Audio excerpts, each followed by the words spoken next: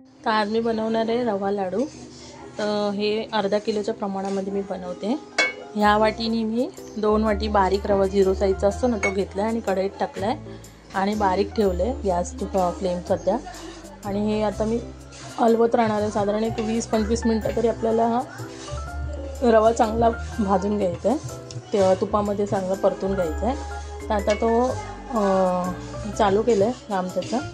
आणि सोबतच मी 1 वाटी पिठी साखर घेणार आहे। पिठी साखर वाटून ठेवलेली आहे, त्याच्यामध्ये इलायची पूड पण टाकलेली आहे। 1 वाटी पिठी साखर घेणार आहे आणि ह्याच वाटीने अर्धी वाटीपेक्षा मी थोडं कमी असं तूप घेणार आहे, जेवढं लागेल तेवढं अर्धी वाटी घेणार आहे, म्हणजेच 150 ग्राम। तर आता हे बघा, एकीकडे मी रवा भाजते। रवा चांगला भाजला ना तर आपले लाडू एकदम मऊसूत होतात रव्याचे। आता मी आधी हे भाजून घेते आणि प्रमाण तर मी तुम्हाला सांगितलेलं आहे। त्याला वरती आपण लावण्यासाठी हे किशमिश पण आणलेले आहेत, ते सुद्धा लावणार आहे मी। तर चला तर मग पुढे मी दाखवते तुम्हाला कसं कसं करणार आहे ते। तर सुरुवातीला मी ह्याच्यातलं अर्ध्या वाटीतलं साधारण 1 3 चमचे तूप टाकलेलं आहे आणि आपण जसं जसं रवा भाजते ना तसं जसं थोडं थोडं तूप टाकत जाऊया। तर आता सध्या मी 3 चमचे टाकलेले आहे। हे व्यवस्थित त्याच्या गुठळ्या मोडत आपल्याला ते भाजायचे।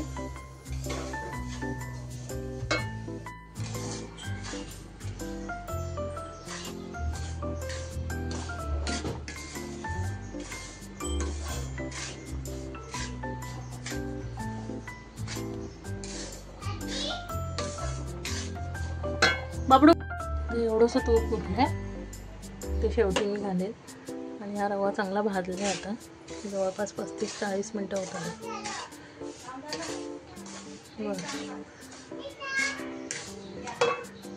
जसं कचकच लागतं हे म्हणजे चांगला भाजला आहे, तो नाही तर मग खाऊन बघायचं, जर कच्चेपणा वाटला नाही ना म्हणजे चांगला भाजला आहे।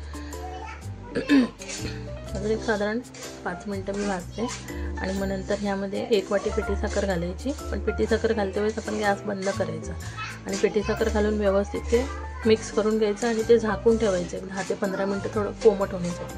मग थोडं कोमट झालं ना की मग थोडं मिक्सरला फिरून घ्यायचं, जेणेकरून ते पुन्हा लाडू वळण्यायोग्य होऊन जातात आणि त्याला मनुके लावून त्याचे लाडू वळायचे।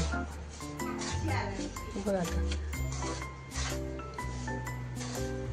5 मिनिटं। आता 1 वाटीभर पिठी साखर घातली मी आणि हे चांगलं हलवून घेते। आता एकजीव करते व्यवस्थित, गुठळ्या फोडत त्याच्या।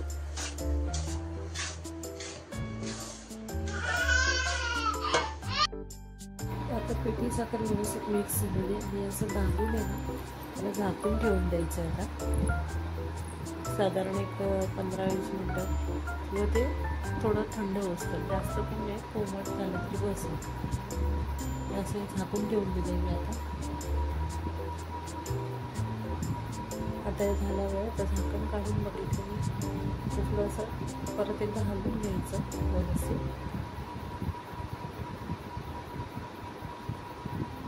व्यवस्थित हलवून घेते आता आणि थोडं थोडं घेऊन आता मिक्सरला फिरून घेते, जेणेकरून ते लाडू वळण्यामध्ये होते। ते मिक्सरला फिरून घेतले ते बघा, आता ते लाडू होते बघा। आणि असं थोडंसं हाताला तूप लावून त्याचे लाडू वळून टाकायचे तुम्हाला, वरती थोडासा मनुका लावून मनुका लावला आणि असं हाताने 3 बोटांमध्ये वरती 3 बोटं असं करून ते प्रेस करत असे लाडू वळवायचे। असे मी लाडू वळते आता।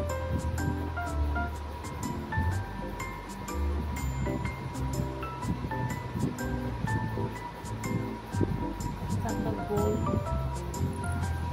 झाला हा लाडू। अशाच पद्धतीने मी बाकी लाडू वळून घेतो